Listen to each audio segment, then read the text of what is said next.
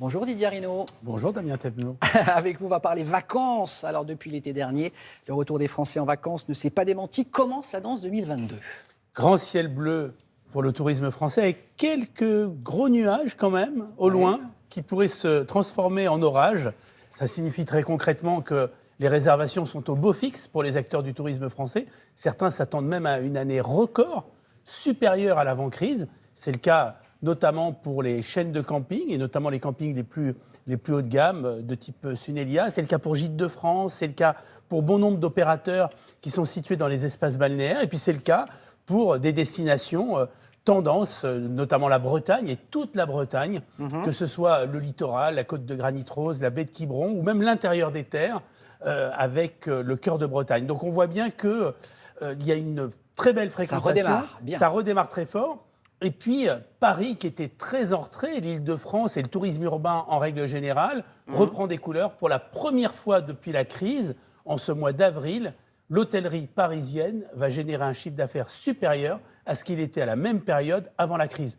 Donc on voit bien que les choses s'améliorent considérablement pour une raison simple, c'est que pour les Français, les vacances, c'est fondamental. Ils ont envie de partir, de se détendre. C'est bon pour le moral et on le voit d'ailleurs pour ces vacances de Pâques avec des réservations records dans certaines destinations, malgré une météo qui est un peu mitigée.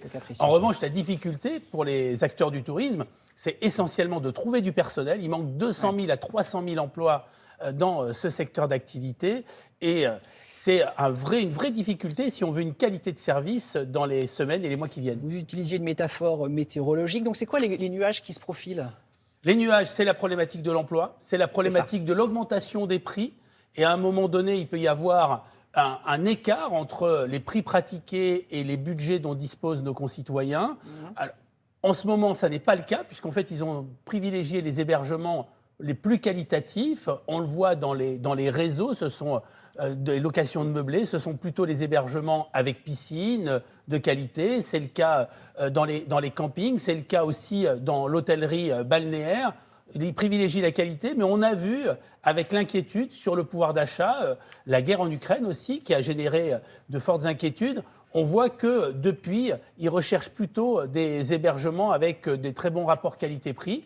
Et puis, l'augmentation des prix du pétrole, tout ça joue. Et on voit que les Français privilégient la proximité. Justement, Didier Arinaud, pour les gens qui n'ont pas encore pris leur billet d'avion pour cet été, est-ce qu'ils vont flamber ces prix des billets d'avion parce que le carburant s'est envolé ? Alors, il y a des destinations, et notamment les quelques destinations lointaines qui sont ouvertes, pour lesquels il y a une augmentation des prix importants des billets d'avion. C'est le cas, par exemple, sur les États-Unis. On a eu aussi des prix beaucoup plus élevés sur certaines destinations européennes et sur du court courrier.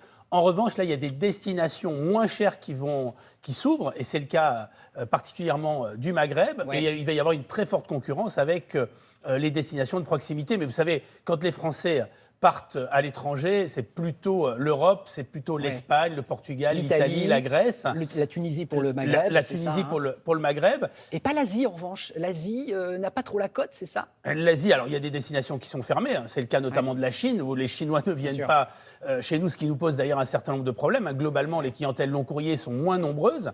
Et puis, dans l'autre sens, les Français partent moins en Asie, mais il faut dire qu'il y a eu une flambée des billets d'avion ces derniers temps. Là, on retrouve des tarifs à peu près convenables, mais on voit bien qu'il y a ce besoin de rechercher un bon rapport qualité-prix. Et lorsque les prix sont trop élevés, les Français ne partent pas à l'étranger. On a vu d'ailleurs en ce printemps une reprise des grandes villes européennes. Alors ça a été favorable.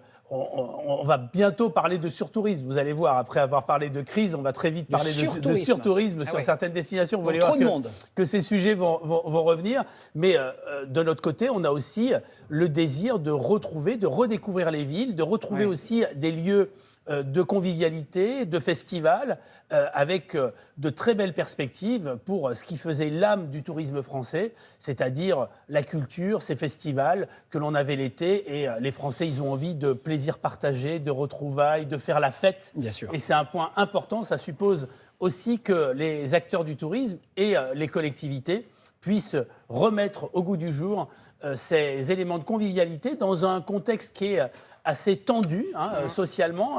Et pourtant, les vacances ne se sont jamais aussi bien portées qu'en cette justement, année 2022. On regarde dans le rétro en quelques mots, les vacances d'hiver ont été très bonnes, notamment dans les stations de ski, et en ce moment, donc celles de printemps aussi, parce qu'elles annoncent les grandes vacances qui vont se profiler. Il y a une augmentation. C'est le baromètre.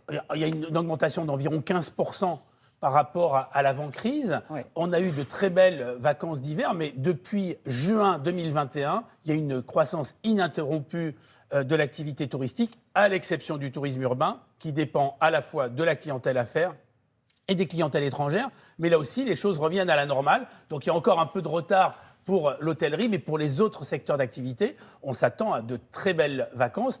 Il faudra d'ailleurs que les professionnels du tourisme sachent fidéliser les clientèles françaises, car quand d'autres destinations vont ouvrir, avec des prix beaucoup plus attractifs, il y aura une concurrence forte. Et puis l'autre belle nouvelle cette année, c'est le retour des clientèles européennes, Oui. avec plus de 50% de croissance des Allemands là, ces dernières semaines, avec le retour des Britanniques, avec la progression du Benelux, et puis avec une poussée des clientèles du Sud qui veulent redécouvrir la France. Donc on voit que tous les voyants sont au vert à une seule condition, c'est que la pandémie nous laisse vivre normalement, et puis qu'il n'y ait pas une crise majeure au niveau international, car le secteur du tourisme, il est fragile, car il dépend de la sécurité des biens et des personnes. Merci Didier Arinaud. Bonnes vacances en avance, parce que vous avez le droit de prendre des vacances aussi, vous. Absolument. Bonnes vacances à vous, Merci Damien Thévenot, beaucoup. et à tous les téléspectateurs de Télématin. Merci Didier Arinaud, merci beaucoup. Merci.